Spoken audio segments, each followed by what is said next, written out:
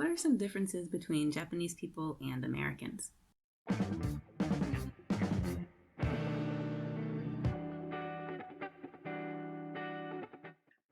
If you've ever lived abroad, you may have had a chance to meet people from around the world, especially if you've been in America. America is what we call a melting pot because there are so many people from different areas of the world gathered there.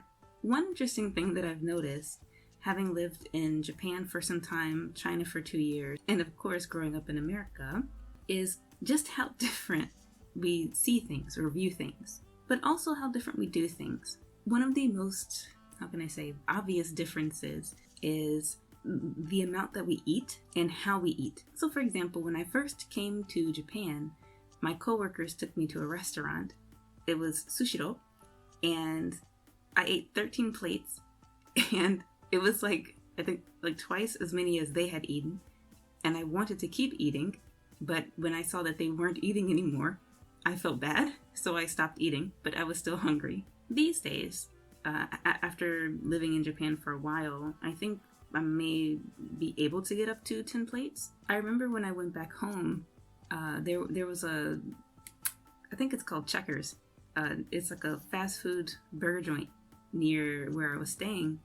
And I remember getting the cup, and the cup was like the size of my face, or even bigger. It was huge. It was very wide and very big.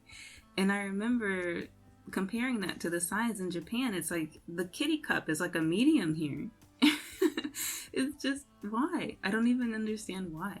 I think in China there's a happy medium. I didn't feel hungry very often. If I got a bento or if I went out to eat with friends or whatever, they actually eat quite a lot, and they eat what I would have considered to be healthy besides the oil. And the oil was probably the reason why I was sick a lot when I was there.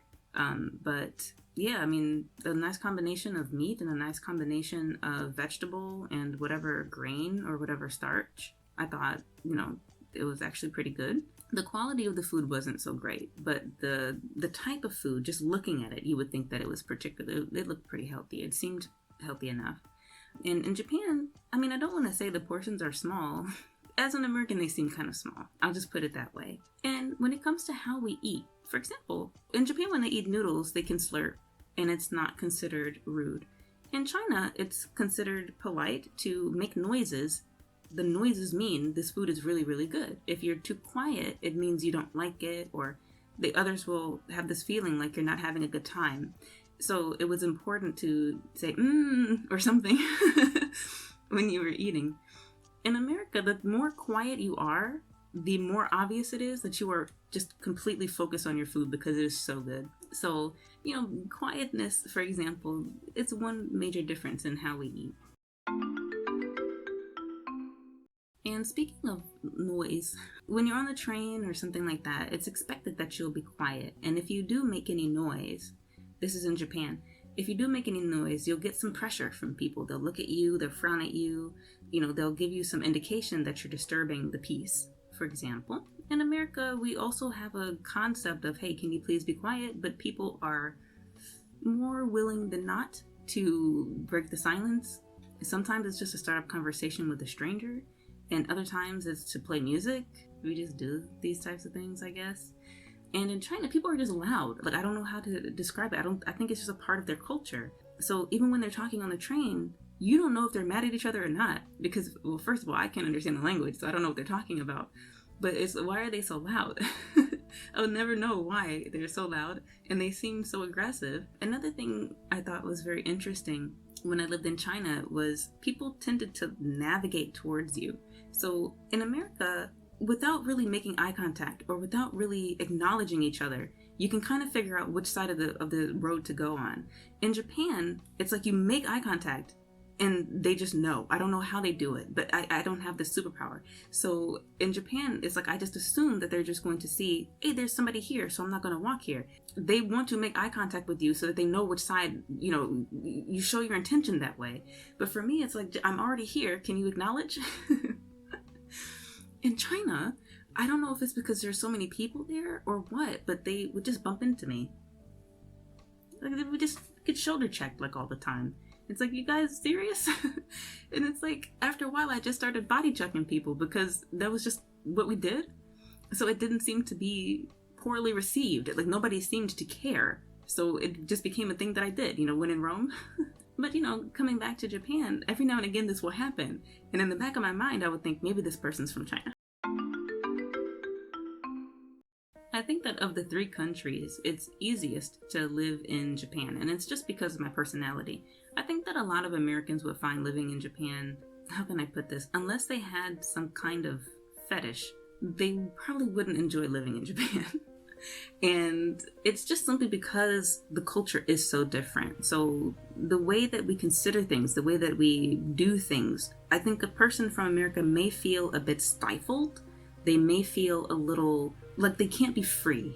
And of course, times are changing. So people in Japan are a little more accepting of people opening up and expressing themselves. And you'll see some Western influence here or there, especially in the big cities. But for the most part, the average stereotype of Japan being quiet, of Japan being pretty clean, of Japan being very collectivist, that's still there. That has just been here, and that's what I like about it.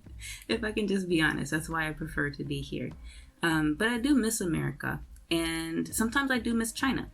And the most interesting difference, I think, is access. So just recently I was reminiscing about China and I thought, it would be nice to see my old neighborhood and things like that. But of course, Google is like banned in China, right? So trying to find where did I used to live? What streets did I used to walk? I can't find it on Google Maps. And I don't know what I used to use back then. How did I get around? I don't even remember. I'm like, I just want to see my old place. Like I just want to see it and I can't see it. I mean, I was only there for 2 years and I tried, there were other reasons why it wasn't the most fun experience for me, and I wish I had traveled more. I did a lot of walking, like to and from places I needed to go, but I didn't explore much when I was in China. It would have been better if I had done that, I think. And in Japan is incredibly walkable. It's easy to get lost, but if you have a phone, or if you are familiar with the area enough, you can get to a bigger street, and then I don't know how to get home, almost no matter which big street I'm on. It's very easy to navigate, like once you get used to an area. But other than that, the transportation is kind of difficult. Transportation in China was very cheap.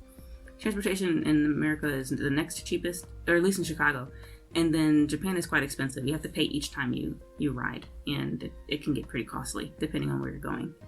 But those are just a few differences that came to mind when I was thinking about what life was like in Japan and what it was like when I was in America and in China. I hope you enjoyed today's video. If you have any questions or if you want to share your experience, feel free to do so in the comments. Once again, thank you so much for watching, and I hope to see you again in another video. Bye bye!